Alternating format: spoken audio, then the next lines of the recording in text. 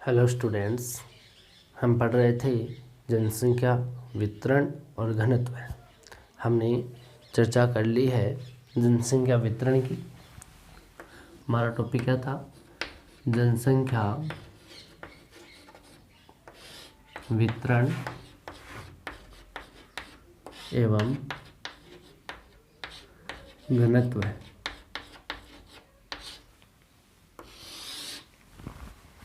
Population, distribution and density. हमारा जनसंख्या वितरण में हमने चर्चा की, जिसमें हमने बात की है एशियाई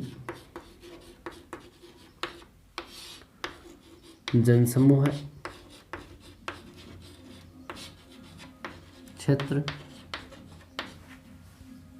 दूसरी हमने बात की यूरोपियन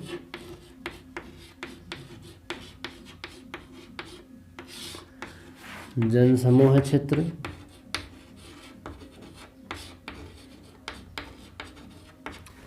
और तीसरी बात की अमेरिकन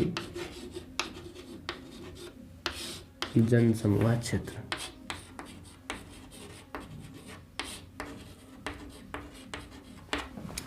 उसके बाद अफ्रीकन जनसमूह क्षेत्र। चार भागों की हमने चर्चाएं की हैं, जिसमें एशियाई क्षेत्र की वापस रिपीट कर रहे हैं। जल्दी से इसको एक बार रिपीट कर लेते हैं। एशियाई जनसमूह जो क्षेत्र है, ये क्षेत्रों की हमने बात की जो कि 10 डिग्री से 40 डिग्री अक्षांशों के मध्य पाई जाने वाली जनसंख्या एशिया महाद्वीप के अंदर और एशिया का दक्षिणी और दक्षिणी पूर्वी भाग है। एशिया में दक्षिण एवं दक्षिणी पूर्वी जनसमूह का क्षेत्र है, जिसके अंदर जनसंख्या ज़्यादा होने का कारण वहाँ की अनुकूल दशा होना, जलवायु सम होना और वहाँ पर जो जलोढ़ मिट्टी है, जो जिस प्रकार की जैसे उपजाऊपन मिट्टी लिए हुए है, जिसके कारण वहाँ पर कृषि फसलें ज़्यादा होती हैं, उत्पादन ज़्यादा होता है। तटीय क्षेत्र की स्थिति ज़्यादा है और जिसके कारण वहाँ पे जलवायु भी सम बनी रहती है। वहाँ पर जो खाद्यान्न के रूप में फसल ली जाती है काम में, वो सबसे ज़्यादा चावल ली जाती है, जिसलिए इसको चावल सिविलाइजेशन भी बोलते हैं। चावल की सभ्यता या घाट जो नदी है, नदी घाटी सभ्यताएं यहाँ पे ज़्यादा विकसित हुई हैं, जहाँ पे मानव सभ्यताएं ज़्यादा विकसित हुई है। इसमें जनसंख्या क्या होती है ज़्यादा। विश्व के अंदर भी देखें तो सबसे ज़्यादा जनसंख्या वाला क्षेत्र दक्षिण एवं दक्षिण पूर्वी एशियाई वाला जो क्षेत्र है, वही को माना जाता है, जिसमें सबसे ज़्यादा जनसंख्या रखने वाला जो देश है वो चीन है। उसके बाद जो अपना भारत की स्थिति आती है, वो सभी देश दक्षिण और दक्षिणी पूर्वी एशियाई देशों के अंदर ही आते हैं। दूसरी हमने चर्चा की यूरोपियन जनसमूह की, जिसके अंदर हम यूरोप महाद्वीप की बात करते हैं। अगर अक्षांशों की बात करें तो 40 डिग्री उत्तरी अक्षांश से 60 डिग्री उत्तरी अक्षांश की हम चर्चा करें, जिसके अंदर भी सघन जनसंख्या वाला जो क्षेत्र होता है वो 45 डिग्री से 55 डिग्री अक्षांशों के मध्य वाला क्षेत्र होता है। ठीक है, उसको जनसंख्या की धुरी वाला क्षेत्र कहते हैं। 45 डिग्री से 55 डिग्री अक्षांशों के वाला जो क्षेत्र है उसको, वहाँ की जो जनसंख्या वो शिक्षित जनसंख्या है, जिसके कारण वहाँ पर जो खनिज संपदा है, उस खनिज संपदा से उसको उपयोग लेने के लिए वहाँ पे औद्योगिक क्रांति विकसित हुई, जिसके कारण वो क्षेत्र ही औद्योगिक क्रांति के कारण औद्योगिक सभ्यता के रूप में प्रसिद्ध हुआ। नगरीय सभ्यता भी वहाँ पे कह सकते हैं, जो भी सिटीज़ है वो सब नगर के अंदर बदल चुके हैं ग्राम क्षेत्रों से, तो वहाँ पे नगरीय सभ्यता हमें देखने को मिलती है। विकसित देश होने के कारण वहाँ पर आर्थिक संपदा के रूप में वो देश काफ़ी संपन्न देश माने जाते हैं। और यहाँ पर सबसे ज़्यादा जनसंख्या इन तटवर्ती वाले जो क्षेत्र है, भूमध्य सागर के तटवर्ती क्षेत्र या जो उत्तरी अटलांटिक महासागर का तटवर्ती क्षेत्र, जिसके अंदर सबसे ज़्यादा जनसंख्या रहती है। यहाँ पे जो क्षेत्र होता है वहाँ पे सघन कृषि की जाती है, जहाँ भूमि की आवक ज़्यादा कम होती है, जिसके कारण जनसंख्या वहाँ पे क्या है ज़्यादा है, जिसके कारण वहाँ पे जो निर्वाह प्रकार की कृषि का कार्य ही किया जाता है। तीसरा जो प्रकार होता है, जो हमने चर्चा की अमेरिकन जनसमूह क्षेत्र की बात की, ये जो क्षेत्र है, ये क्षेत्र हमें 30 से 45 डिग्री उत्तरी अक्षांशों के मध्य और जो अमेरिकन अटलांटिक तट है वहाँ से लेकर के पश्चिम में जो यूएसए वाला पार्ट है, वहाँ 100 डिग्री पश्चिमी देशांतर तक ये क्षेत्र पाया जाता है, जो कि उत्तरी अमेरिका का दक्षिणी पूर्वी हिस्सा माना जाता है। यहाँ पर भी यूरोपीय जो देश है उनके औपनिवेशिक जो क्षेत्र है, उसके अंदर औपनिवेशिक क्षेत्रों के अंदर औद्योगिक क्षेत्रों की औद्योगिक सभ्यताओं की विकसित किया गया गया, नगरीय क्षेत्र विकसित किए गए जो कि विकसित श्रेणी में आते हैं। खनिज संपदा यहाँ पे बहुत ज़्यादा है और इसको यूज करने के लिए वहाँ पे मानव समुदाय क्या है, कम है। तो भविष्य में भी ये कंडीशन बनी रहेगी कि वहाँ पे खनिज संपदा में कोई कमी नहीं आएगी। ठीक है। फिर हमने अफ्रीकन क्षेत्र की बात की कि अफ्रीका महाद्वीप का 70% भाग है वो निर्जन क्षेत्र माना जाता है, जहाँ पे तो कोई जनसमूह नहीं रहता। केवल अफ्रीका का 30% भाग ऐसा है जहाँ पर अफ्रीका में मानव समुदाय रहता है। क्यों नहीं रहता है? क्योंकि यहाँ पे कालारी जैसे सहारा मरुस्थल है या जो भी मरुस्थल है, यहाँ पे नामीब का मरुस्थल है। इन मरुस्थलों के कारण यहाँ पे जनसंख्या मरुस्थलों में कम पाई जाती है, या नदियों के कारण भी जनसंख्या क्या बेकार भूमि पड़ी रहती है, या कांगो बेसिन वाला जो क्षेत्र है वहाँ पर भी जनसंख्या कम पाई जाती है क्योंकि वर्षा वाला क्षेत्र है। यहाँ पे प्रतिदिन रोज वर्षा होती है, तो दलदली वाला क्षेत्र है जिसके कारण यहाँ पे जनसंख्या नहीं रहती। केवल 70% नहीं रहती, 30% क्षेत्र ऐसा है जहाँ पे जनसंख्या पाई जाती है। वो क्षेत्र भी कौन कौन से हैं? नदी का जो बेसिन क्षेत्र है, जो नील नदी है उसका, और या जाम्बिया नदी है उसके बेसिन क्षेत्र में, या दक्षिण पूर्व में दक्षिण अफ्रीका जैसे देशों के अंदर जहाँ मोजाम्बिक जैसे देश है वहाँ पर जनसंख्या हमें देखने को मिलती है। अफ्रीकन कंडीशन ये होती है। फिर अगर हम भारत को भी ले इसके साथ में, तो भारत की भी हम कंडीशन देख सकते हैं कि भारत में जो जनसंख्या है उसका वितरण और घनत्व जो है वो काफ़ी कारक उसको प्रभावित करते हैं। लेकिन सबसे ज़्यादा जो जनसंख्या भारत में रहती है वो मैदानों में रहती है या तटवर्ती क्षेत्रों में रहती है।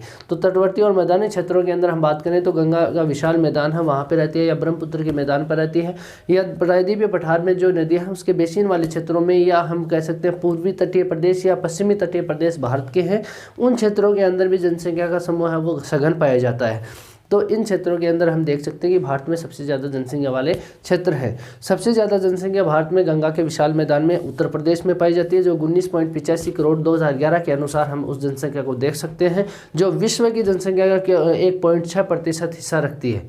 ठीक है। तो आप इसके बाद में हम बात करते हैं, यहाँ पे देश का रखती है, सॉरी विश्व का नहीं रखती। जनसंख्या उत्तर प्रदेश जो है वो भारत के कुल जनसंख्या का 1.6% यहाँ पे अपना हिस्सा रखता है। उत्तर प्रदेश में सबसे ज़्यादा जनसंख्या भारत में है।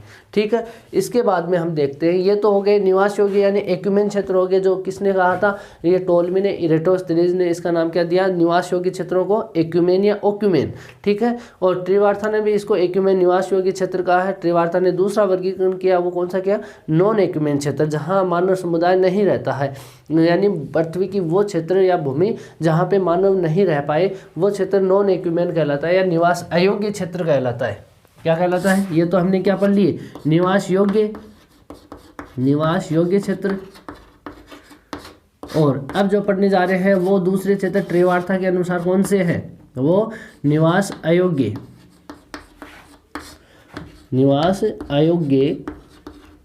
क्षेत्र, या इसको आप यूँ बोल सकते हो नॉन एक्यूमेन क्षेत्र, नॉन एक्यूमेन क्षेत्र। ठीक है। इसको हम ये भी बोल सकते हैं। अब देखो, यहाँ तक हमने चर्चाएं कर ली थी। प्रोफेसर त्रिवार्था थे, उन्होंने नॉन एक्यूमेन जो क्षेत्र हैं उनके बारे में चर्चा की कि विश्व के संदर्भ में, कि विश्व में 4 स्थान ऐसे होते हैं जहाँ पर जनसंख्या बिल्कुल नहीं रहती, वहाँ पे जनसंख्या बिल्कुल भी नहीं रहती। वो क्षेत्र कौन कौन से हैं? या तो कहेगा वो कि अति शीत वाला क्षेत्र। कौन सा क्षेत्र है? अति शीत। अति शीत का मतलब आप समझ गए होंगे, जहाँ पे बर्फ ही बर्फ हो, यानी वो क्षेत्र जहाँ पे ठंड ज़्यादा हो। वो क्षेत्र विश्व के अंदर कुल विश्व के क्षेत्रफल का 20% भाग है। विश्व का कितना प्रतिशत भाग है? विश्व के कुल का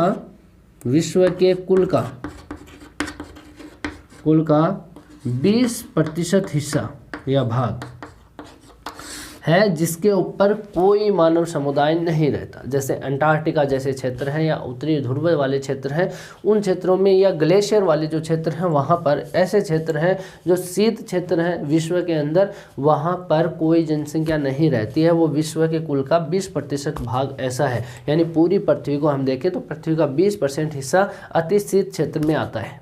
ठीक है। दूसरा, अगर हम इसमें त्रिवार्था के अनुसार दूसरी बात करें, ये पहली बात होगी अति शीत क्षेत्र हो गया। दूसरी बात करें तो अति गर्म या शुष्क या उष्ण भी बोल सकते हैं। तो दूसरा कौन सा हो गया? अति गर्म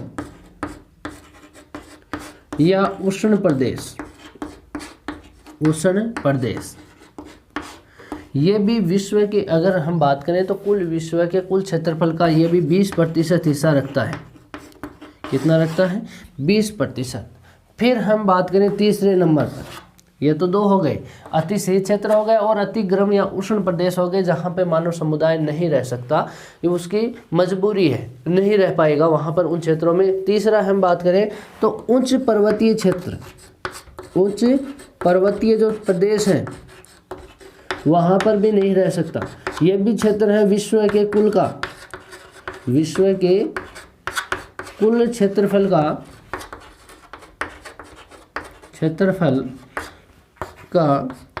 20% भाग है, जहाँ पर उच्च पर्वतीय क्षेत्र है, जहाँ मानव समुदाय नहीं रहता हो। और फिर हम 4 नंबर पे बात करें तो 4 नंबर के अंदर यहाँ पे विषुवत रेखीय जो क्षेत्र है, कौन सा है? विषुवत रेखीय क्षेत्र। इस क्षेत्र के अंदर भी मानव समुदाय नहीं रहता। ये विश्व के कुल का कितना है? विश्व के कुल क्षेत्रफल का 10% भाग है। कितना है? 10%। ये लगभग आंकड़े होते हैं, ठीक है। ये ट्रिवार्था ने कहा है, ये 4 क्षेत्र ऐसे हैं जहाँ पर कोई मानव समुदाय नहीं रहता, जिसको टोलमी ने कहा था टेरा इग्निकोटा, जो अज्ञात भूमि होती है उसके लिए यहाँ पे दक्षिण में टोलमी महोदय ने टेरा इग्निकोटा शब्द का यूज किया है। नॉन एक्यूमेन क्षेत्र में हम पहले क्षेत्र की बात करें तो अति शीत क्षेत्र है, जिसमें जनसंख्या नहीं रहती है। दूसरा अति गर्म, जैसे मरुस्थलीय क्षेत्र है, जैसे कालाहारी, जैसे सहारा जैसे मरुस्थल है, वो गर्म मरुस्थल है, थार के मरुस्थल। उन मरुस्थल के अंदर कोई भी नहीं रह सकता। जहाँ पे मरुस्थलीय क्षेत्र होगा वहाँ पे मानव समुदाय नहीं रहता। तो उस तापमान वाले, अति ज़्यादा तापमान वाले क्षेत्रों के अंदर जनसंख्या नहीं रहती। वो क्षेत्रफल है वहाँ पे 20% विश्व का हम क्षेत्रफल के रूप में देख सकते हैं, ठीक है। तीसरा जो भाग है वो उच्च पर्वतीय प्रदेश का है, जहाँ पे ऊंचे पर्वतीय क्षेत्र है। उच्च पर्वतीय क्षेत्रों में मानव समुदाय नहीं रह सकता, क्योंकि उनको साधन की कमी होती है, आवागमन में दिक्कत आती है, तो वहाँ उन क्षेत्रों में नहीं रह सकता। और विषुवत रेखीय क्षेत्र जो है, विषुवत रेखीय क्षेत्रों के अंदर भी नहीं रहता। विषुवत रेखीय क्षेत्र है, वहाँ पर जो उत्तरी पूर्वी व्यापारिक पवनें आती हैं, दक्षिणी पूर्वी व्यापारिक पवनें आती हैं, दोनों का अभिसरण क्षेत्र जहाँ पे होता है, ITCZ वाला इंट्रा ट्रॉपिकल कन्वर्जन जोन वाला जो क्षेत्र होता है, उस क्षेत्र में प्रतिदिन वहाँ पर रोज़ वर्षा होती है। शाम के समय 2 बजते बजते यहाँ पे रोज़ वर्षा होगी, तो उन क्षेत्र में दलदली भूमि होती है, और दलदली भूमि होने के कारण वहाँ पे इतने ज़्यादा वन है कि उस वनों के अंदर मानव का रहना मुश्किल हो जाता है, क्योंकि वहाँ पे जहरीले सरीसृप जैसे जानवर जो होते हैं वो सबसे ज़्यादा होते हैं, वो खतरनाक होते हैं मानव समुदाय के लिए। तो वहाँ पे जो क्षेत्र है, यहाँ पे हाँ कह सकते हैं कि आदिवासी रहते हैं, लेकिन नहीं, इतने नहीं रहते। जैसे हम इंडोनेशिया के क्षेत्रों की बात कर सकते हैं, वो क्षेत्र उस क्षेत्र में आते हैं 0 डिग्री के 5 डिग्री उत्तर अक्षांश में और 5 डिग्री दक्षिणी अक्षांश में। उस क्षेत्र को ITCZ वाला क्षेत्र कहते हैं, जो कि अतः सघन वनस्पति से सघन लेस जो क्षेत्र है। जैसे हम अफ्रीका की बात करें तो कांगो जो बेसिन है, कांगो में वहाँ पे जनसंख्या कम रहती है, क्योंकि वहाँ पे वनस्पतियाँ इतनी अधिक है। और अगर अमेजन की बात करें, दक्षिण अमेरिका में विषुवत रेखा के ऊपर जो क्षेत्र है वो अमेजन बेसिन कहलाता है। उस अमेजन बेसिन में भी वनस्पतियों का सबसे घना सघन जाल सा बिछा हुआ है। वहाँ पर अनेक प्रकार की वनस्पतियाँ हैं, जैसे घास भी है, झाड़ियाँ भी है, बेल, लताएँ, जितनी महालताएँ होती हैं वो सब है, छोटे वृक्ष, बड़े वृक्ष और मध्य वृक्ष, सभी वृक्षों की प्रजातियाँ वहाँ पर हम देख सकते हैं, ठीक है। तो ये अमेरिका वाला अमेजन जो बेसिन है, उसको तो यहाँ तक कहा जाता है कि वो पृथ्वी का फेफड़ा है, क्योंकि सबसे ज़्यादा ऑक्सीजन जो देने वाला विश्व के पृथ्वी को, तो वायुमंडल को जो ऑक्सीजन देता है वो अमेजन बेसिन को ही माना जाता है, क्योंकि अमेजन बेसिन में सबसे सघन वनस्पति पाई जाती है, सबसे ज़्यादा पेड़ पौधे या वनस्पति है, ठीक है। तो इन क्षेत्रों के अंदर जनसंख्या क्या रहती है? कम रहती है। तो इन चारों को निवास अयोग्य क्षेत्रों के रूप में हम मान सकते हैं। निवास योग्य में तो 4 कौन से थे? यहाँ एशियाई जनसमूह, जैसे दक्षिण एवं दक्षिण पूर्वी एशियाई जनसमूह है। दूसरा यूरोपियन जनसमूह है, जिसको एकरमैन जेलेंस्की ने यूरोपीय सदृश जनसंख्या प्रदेश भी कहा है, ठीक है। और तीसरा अमेरिकन जनसंख्या समूह है, चौथा है अमेरिकन जनसमूह क्षेत्र है। तो यहाँ पर 4 तो है निवास योग्य और 4 ही क्या है? निवास अयोग्य क्षेत्र हैं। तो इनको आप ध्यान में रखोगे। ये तो हो गया विश्व के संदर्भ में जनसंख्या का वितरण, यानी कि डिस्ट्रीब्यूशन, कहाँ कहाँ रहती है जनसंख्या, कहाँ नहीं रहती, तो उनके बारे में ये चर्चाएं हमने कर ली है, ठीक है। इसके बाद हम देखते हैं घनत्व। तो घनत्व को आप ध्यान से देखोगे तो घनत्व, डेंसिटी, विश्व की पॉपुलेशन डेंसिटी के अंदर हम देखते हैं तो जनसंख्या को हम क्यों पढ़ते हैं, हम जनसंख्या घनत्व को क्यों पढ़ते हैं, क्या जरूरत हो गई कि डेंसिटी को पढ़ा जाए, क्योंकि वो हमें अलग अलग प्रकार से ये प्रदर्शित करती है कि विभिन्न रूप होते हैं उसके, तो उसका आंकलन इसलिए किया जाता है कि जो निष्कर्ष हमें प्राप्त हो जनसंख्या के बारे में वो कैसे प्राप्त होगा कि कौन सी जनसंख्या कहाँ पर है, कितना वो उसके ऊपर आत्मनिर्भर है, कितना वो उसको सहनशील कर सकती है जनसंख्या को, वो भूमि, वहाँ के क्षेत्र, वहाँ की कृषि, तो उसके लिए हमें जनसंख्या के घनत्व को, डेंसिटी को प्रदर्शित करना पड़ता है। यानी वितरण तो हमने कर लिया कि कौन से क्षेत्र में इतनी जनसंख्या है, कौन से क्षेत्र में उतनी जनसंख्या है, लेकिन हमें घनत्व के बारे में भी जानना होगा कि वहाँ की अगर कृषि भूमि है तो उस कृषि भूमि में कितना जनसंख्या का दबाव है कि वो कृषि भूमि से अपना पेट भर सके, तो उसके लिए हमें घनत्व को हम जानना ही जरूरी हो गया है, पढ़ना जरूरी हो गया है उसको। तो उसके लिए हमें डेंसिटी की बात करें तो यहाँ पे 4 प्रकार से हम जनसंख्या घनत्व को पढ़ते हैं, यानी पॉपुलेशन डेंसिटी को 4 तरीके से पढ़ते हैं। एक तो सामान्य रूप में पढ़ते हैं हम, एक तो किस में पढ़ते हैं, सामान्य रूप में, और एक हम पढ़ते हैं यहाँ पे कृषि के रूप में, और एक पढ़ते हैं कायिक रूप में, और एक पढ़ेंगे हम पोषण के रूप में। 4 तरीके से हम पढ़ते हैं। कृषि के घनत्व को हम कितने तरीके से पढ़ते हैं, 4 तरीकों से पढ़ते हैं। पहला जो तरीका है वो यहाँ पे सामान्य रूप में है, वो अंक गणितीय जनसंख्या घनत्व है, अंक गणितीय जन घनत्व है, या घनत्व बोल सकते हो, क्या बोलते हैं इसको, अर्थमेटिक मेटिकल डेंसिटी,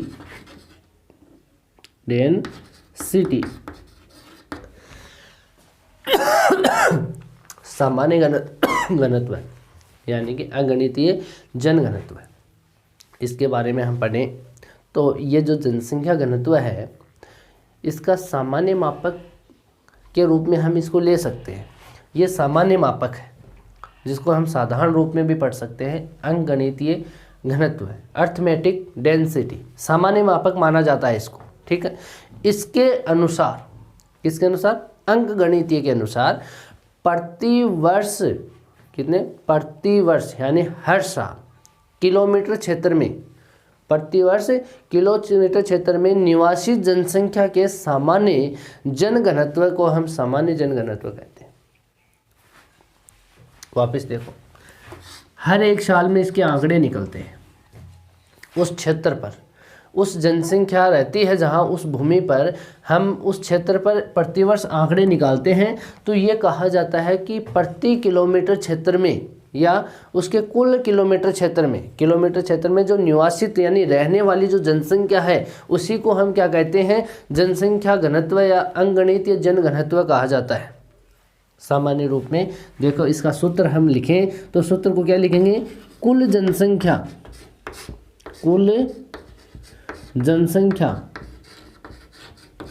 को विभाजित करते हैं यहाँ पे कुल क्षेत्रफल पर, कुल क्षेत्रफल, इसका सामान्य सूत्र है कुल जनसंख्या बटे कुल क्षेत्रफल, यानी उस पूरी भूमि के अंदर कितनी जनसंख्या है। सामान्य रूप में हम बताएं, आपका कोई गांव है, आपका गांव का यहाँ पे हम बात करें तो गांव है इतना बड़ा और इसका कुल क्षेत्रफल है यहाँ पे 500 वर्ग किलोमीटर। आपके गांव का कितना है, 500 वर्ग किलोमीटर है। तो ये कहते हैं कि इस गांव के अंदर यहाँ पे जनसंख्या 50,000 रहती है। कितनी रहती है, 50,000, समझ के बाद, या 5,000 रहती है। ये कह लो कि 5,000 यहाँ पे जनसंख्या है। कितनी है, 5,000 जनसंख्या है। ये बात आपको समझ में आ गई होगी। आपका गांव है, ठीक है, उस गांव का कुल क्षेत्रफल है, वो क्षेत्रफल है 500 वर्ग किलोमीटर, ठीक है। यहाँ पे उस गांव में जनसंख्या रहती है 5,000 जनसंख्या रहती है, 5,000 लोग हैं। यहाँ पे इस सूत्र में रखना आपको 5,000 लोग, और यहाँ पे जो आपका क्षेत्रफल था कुल वो है 500, इसको हम विभाजित करेंगे तो यहाँ पे आपका आंसर आएगा 10। और ये 10 क्या है? जनसंख्या, अगणितीय जनघनत्व है। यानी 1 किलोमीटर पर 10 लोग रहते हैं। 1 वर्ग किलोमीटर पर कितना दबाव है? 10 व्यक्तियों का दबाव है। ये क्या बताता है कि 1 वर्ग किलोमीटर आपका क्षेत्र आया, वहाँ पर 10 लोग रहते हैं। कितने लोग रहते हैं? 10 लोग रहते हैं। ये प्रदर्शित करता है अंकगणितीय घनत्व, अर्थमेटिक डेंसिटी। आपको वापस सामान्य रूप में समझना है। आपको मैं दे के डर नहीं लगना चाहिए, इसको समझो। यहाँ पे ये कह रहा है कि जो कुल जनसंख्या है, जितने किलोमीटर क्षेत्रफल पर वो क्षेत्र बसा हुआ है, जैसे हम भारत की बात करें, भारत ये है फॉर एग्जांपल, ये भारत है, भारत का क्षेत्रफल 500 है, भारत की जनसंख्या 5000 है। तो अब बताओ कि भारत का 1 वर्ग किलोमीटर में क्षेत्र में कितने व्यक्ति हैं? तो 1 में कितने होंगे? 10 व्यक्ति हैं। यानी एक एरिया है 1 वर्ग किलोमीटर पर, उस पर 10 व्यक्तियों का दबाव है, वहाँ पे 10 व्यक्ति रहते हैं, तो उसको सामान्य घनत्व कहते हैं या अंकगणितीय जनघनत्व कहा जाता है। ठीक है, इसका हम सामान्य अर्थ कहें तो हम यूँ कह सकते हैं कि इसके माध्यम से यह आकलन किया जाता है कि, इसकी लैंग्वेज लिख रहे हैं हम, इसकी लैंग्वेज पढ़ रहे हैं कि इसके माध्यम से यह आकलन किया जा सकता है या किया जाता है कि किसी प्रदेश के, ध्यान से सुनना, किसी प्रदेश के कुल क्षेत्रफल पर कितनी जनसंख्या का भार है। कितना जनसंख्या यानी वेट, भार, कितनी जनसंख्या का भार है। तो इसको हम सामान्य अर्थ में यूँ कह सकते हैं। ठीक है, हम इसको एक लाइन में लिख सकते हैं, आपको ये लिखना है। ठीक है, यूँ कहें तो हम कह सकते हैं कि इसके माध्यम से हम कहें, या मान लो इसके माध्यम से यह आकलन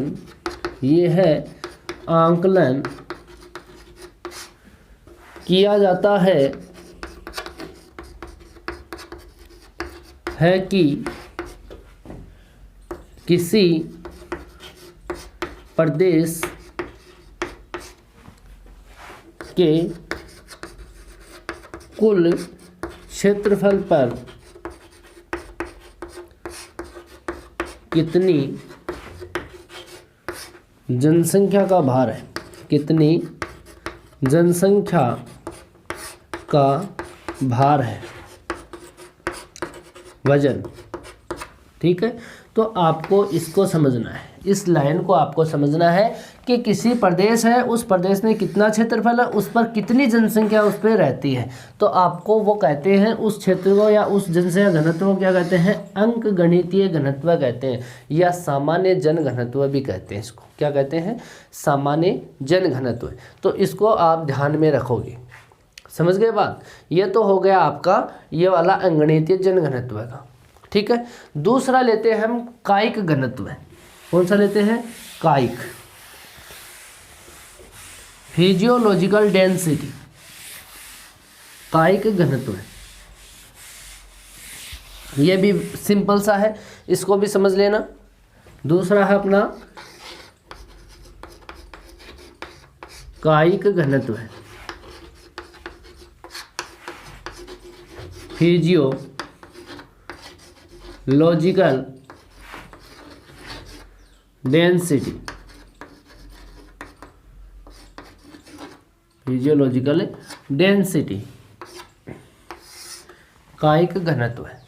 ठीक है, ये कहता है, ध्यान से सुनना, किसी प्रदेश की, कोई भी प्रदेश हो, उस प्रदेश की कुल जनसंख्या, उस प्रदेश की कुल जनसंख्या और उस प्रदेश में कृषि योग्य भूमि का अनुपात का आकलन करता है। क्या कहलाता है? ये कहता है कि उसकी कुल जनसंख्या, किसकी? इसका सूत्र को देख लो एक बार, सूत्र से समझ में आ जाएगा आपको कि कुल जनसंख्या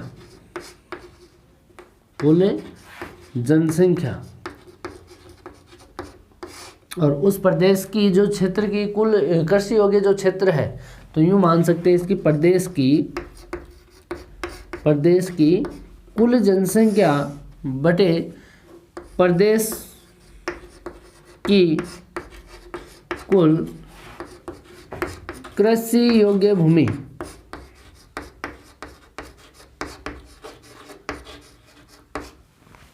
कृषि योग्य भूमि यूँ कहें तो इसके अंदर हम कह सकते हैं प्रदेश की कुल जनसंख्या, उस प्रदेश में कितनी जनसंख्या रहती है उसके, और वहाँ की जो प्रदेश की कृषि योग्य भूमि है, जब बोई नहीं जाती, कृषि नहीं की जाती, लेकिन वहाँ कर सकते हैं।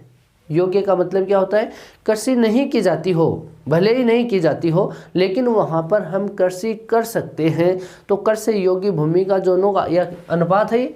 इसको हम यूँ भी लिख सकते हैं, जनसंख्या अनुपात कुल कृषि भूमि, कृषि योग्य भूमि। ठीक है, यूँ भी लिख सकते हैं इसको। ठीक है, दोनों में क्या है? ये अनुपात है। तो इन दोनों के माध्यम से हम कायिक घनत्व को यहाँ पे निकाल सकते हैं। तो इसके माध्यम से हमें क्या पता चला? घनत्व के इस माध्यम से यह आकलन होता है अपने को कि प्रदेश में कुल कृषि योग्य भूमि पर कितनी जनसंख्या का दबाव है। अपने को क्या पता चलता है कि प्रदेश की कुल कृषि योग्य भूमि पर कितनी जनसंख्या का दबाव है, कितनी जनसंख्या का दबाव है। समझ गए बात? ये आपको लिखना है, प्रदेश की कुल कृषि योग्य भूमि पर कितनी जनसंख्या का दबाव है, ये इससे हमें पता चलता है। यूँ कह सकते हो प्रति हेक्टेयर भूमि पर कितनी जनसंख्या निर्भर करती है। अर्थात के रूप में आप लिख सकते हो इसको, प्रति हेक्टेयर भूमि पर कितनी जनसंख्या निर्भर है, ये भी कह सकते हो। अब देखो इसको समझो, इस लाइन को समझो। प्रति हेक्टेयर भूमि वह होती है जहां पर जनसंख्या निर्भर करती है, यानी जो पर्वतीय क्षेत्र है, पठारी भाग है या समुद्री क्षेत्र है, झीलें हैं, नदियां हैं, उन क्षेत्रों के अंदर तो कृषि कर ही नहीं सकते। पर्वतीय क्षेत्रों में नहीं कर सकते, हालांकि कुछ भागों में की जा सकती है, लेकिन ज़्यादातर पर्वतीय क्षेत्रों में हम कृषि नहीं कर सकते। पठारी भाग में भी हम कृषि नहीं कर सकते क्योंकि वो चट्टानी भाग है, वहाँ पे हम जनसंख्या को निर्भर नहीं कर सकते। तो वहाँ पर जो कृषि योग्य जो भूमि होती है, उस भूमि पर जो जनसंख्या निर्भर रहती है, उनको हम कहते हैं प्रति हेक्टेयर वो भूमि जहाँ कृषि योग्य भूमि हो, वह है भूमि जिस पर जनसंख्या क्या हो, निर्भर हो। यूँ कह सकते हो प्रदेश की कुल कृषि योग्य भूमि पर कितनी जनसंख्या का दबाव है। ठीक है, कृषि योग्य होनी चाहिए, अयोग्य नहीं। जहाँ पे कृषि की जा सकती है, उसकी संभावना है, उस क्षेत्र पर जनसंख्या का दबाव कितना है, उसको हम फिजियोलॉजिकल डेंसिटी कहते हैं, कायिक घनत्व कहते हैं। आ गया दूसरा समझ में? पहला अंगणितीय जनसंख्या घनत्व था, दूसरा यहाँ पे कायिक घनत्व, यहाँ पे फिजियोलॉजिकल डेंसिटी है। ठीक है, तीसरा जो है वह है कृषि घनत्व है, इसको ध्यान में रखना आप। तीसरा घनत्व कौन सा था? कृषि घनत्व है।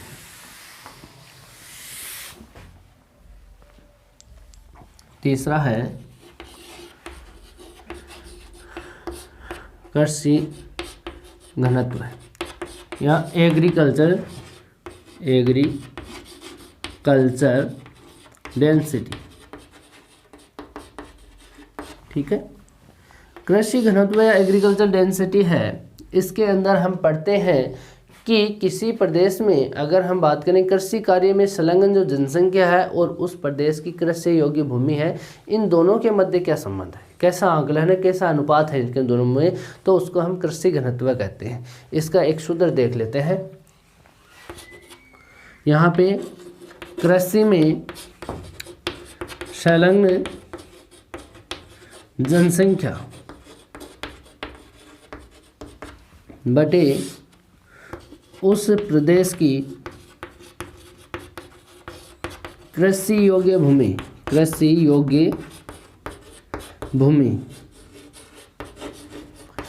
इस जनसंख्या को आप किसान भी बोल सकते हो। जो खेतों में कृषि करते हैं उन लोगों को हम यहाँ पे ले रहे हैं कृषि में संलग्न जितनी भी जनसंख्या है उसको हम यहाँ पे लिख रहे हैं। ठीक है, तो उस प्रदेश में जो कृषि में जो जितने भी लोग काम करते हैं उसमें शामिल हैं, उनके अनुपात में हम किसको पढ़ते हैं कि वहाँ पे कितनी कृषि योग्य भूमि है, उसके अनुपात के रूप में हम इसका आकलन करते हैं कृषि घनत्व का। ठीक है, तो इसका सूत्र क्या हो गया, कृषि में संलग्न जनसंख्या बटे उस प्रदेश की कृषि योग्य भूमि। तो उसके अंदर क्या है, अर्थात यूँ कह सकते हैं कि इस प्रकार के घनत्व से हमें क्या आकलन होता है, तो आकलन होता है कि किसी प्रदेश में कृषि योग्य भूमि पर पड़ने वाले कृषि में संलग्न जनसंख्या के दबाव का आकलन किया जाता है।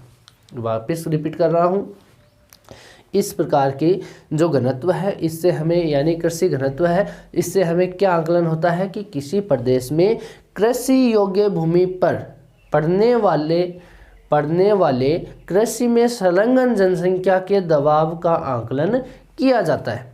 अर्थात यूँ भी कह सकते हैं कि किसी प्रदेश में कृषकों हेतु, कृषक किसको कहते हैं, किसान को, या कृषि करने वाले को कृषक बोलते हैं। ठीक है, तो किसी प्रदेश में कृषकों हेतु उपलब्ध कृषि योग्य भूमि का आकलन किस घनत्व के माध्यम से होता है, तो वो कौन सा है, कृषि घनत्व के माध्यम से होता है। यानी कृषकों हेतु उपलब्ध कृषि योग्य भूमि का आकलन कृषि घनत्व के माध्यम से होता है, यूँ कह सकते हैं। वापस रिपीट करूँ, एक बार वापस रिपीट कर रहा हूँ, किसी प्रदेश में कृषकों हेतु उपलब्ध कृषि योग्य भूमि का आकलन किसके माध्यम से, कृषकों हेतु, कृषक के माध्यम से, दोनों का आकलन जो किया जाता है उसको हम कृषि घनत्व या एग्रीकल्चर डेंसिटी कहते हैं। ठीक है, चौथा जो प्रकार है वो है पोषण घनत्व, म्यूटेशन डेंसिटी। चौथा कौन सा है, पोषण घनत्व, म्यूटेशन डेंसिटी। इस पोषण घनत्व के माध्यम से हमें कुल जनसंख्या और उसके जो खाद्यान्न के अंतर्गत जो कृषि भूमि आती है उसके अनुपात का आकलन किया जाता है। यूँ कह सकते हैं कि किसी राष्ट्र या प्रदेश की कुल जनसंख्या जो है, किसी राष्ट्र या प्रदेश की कुल जो जनसंख्या है, उस जनसंख्या तथा उनके लिए उपलब्ध जो खाद्यान्न है, उस खाद्यान्न में जो भी सामग्री आ रही है या कुछ उस क्षेत्र के कृषि के अंतर्गत जो क्षेत्र आ रहा है उसको हम पोषण घनत्व का विश्लेषण करते हैं, या पोषण घनत्व का हम जिक्र करते हैं कि पोषण घनत्व वहाँ पर काम आता है। जैसे मानो इसे किसी प्रदेश की कुल जनसंख्या और उस प्रदेश की खाद्यान्न अंतर्गत कृषि क्षेत्र के अनुपात में हम उसको पोषण घनत्व के रूप में मानते हैं। यानी यूँ कह सकते हैं पोषण घनत्व का हम सूत्र देखें तो कुल जनसंख्या होगा यहाँ पे, कुल जनसंख्या, और इसको विभाजित किससे करेंगे, खाद्यान्न अंतर्गत कृषि भूमि। अब खाद्यान्न के बारे में आपको पता होगा कौन कौन सी फसलें आती हैं। जैसे कपास लो तो कपास कभी खाद्यान्न में नहीं आती है। ठीक है, तो इसको ध्यान में रखना। खाद्यान्न के अंतर्गत जो भी फसलें आती है खाने के काम में आती है, जो अनाज के रूप में फसलें हम काम में लेते हैं उसको खाद्यान्न के रूप में, फसलों के रूप में कह सकते हैं। तो जितनी जनसंख्या है वो उस खाद्यान्न के अंतर्गत कृषि भूमि कितनी है उसके ऊपर डिपेंड करता है। अगर हम पोषण के माध्यम से यह देखें कि अगर उस प्रदेश की पोषण सामग्री के संदर्भ में कितना वो देश उसके ऊपर आत्मनिर्भर है, यानी पोषण के ऊपर वो देश अपने आप में कितना आत्मनिर्भर होगा, उसके लिए हम इस सूत्र का यूज करते हैं। अगर हम किसी देश के बारे में यह जानना है कि वो देश पोषण के रूप में अपने आप में कितना आत्मनिर्भर है, तो हम क्या कहेंगे कि उसका पोषण घनत्व निकाला जाए, म्यूटेशन डेंसिटी उसकी क्या है। ठीक है, उसके अकॉर्डिंग उसकी आत्मनिर्भरता पहचान ली जाती है। तो यहाँ पर यदि अगर पोषण घनत्व उच्च होता है तो वो देश है, उस देश की आत्मनिर्भरता यहाँ पे कम मानी जाती है। यानी हम कहें कि इस सूत्र के माध्यम से अगर यहाँ पे आंसर इसका अधिक आएगा, तो यहाँ पे इसकी आत्मनिर्भरता कम होगी, उस देश की आत्मनिर्भरता क्या होगी, कम होगी। अगर ये कम आएगा तो आत्मनिर्भरता बढ़ेगी। समझ गए बात। यहाँ पे ये अधिक होगा, जैसे मानो यहाँ पे 1000 जनसंख्या है, समझ गए बात। और ये कितना है, खाद्यान्न अंतर्गत कृषि भूमि कितनी है, जैसे मानो 10 हेक्टेयर है तो एक के हिस्से में कितना आया, 100 आया, यानी 1 हेक्टेयर पे कितने आदमी हैं, 100 आदमी है। ठीक है, अगर यही बात 1000 जनसंख्या होती, कृषि योग्य भूमि या पोषण जो है उसके पास खाद्यान्न है, जो खाद्यान्न अंतर्गत भूमि है, अगर यहाँ पे 100 हेक्टेयर होती तो अब एक हिस्से में कितना आ रहा है, 10, यानी 1 हेक्टेयर पर कितने व्यक्ति हैं, 10 है। तो इसकी आत्मनिर्भरता बढ़ी या घटी, बढ़ेगी ना। अंशवर कम आएगा तो आत्मनिर्भरता बढ़ेगी, अंशवर ज़्यादा आएगा तो आत्मनिर्भरता घटेगी। तो इसको आप ध्यान में रखोगे। तो ये आपका पोषण घनत्व है। तो यहाँ पे हमने क्या पढ़ा, जनसंख्या से संबंधित घनत्व को। ठीक है, तो अब हमने क्या क्या पढ़ लिया, जनसंख्या वितरण भी पढ़ लिया और जनसंख्या घनत्व भी देख लिया। तो ये टॉपिक आपका यहीं समाप्त होता है। आज के लिए इतना ही, थैंक यू।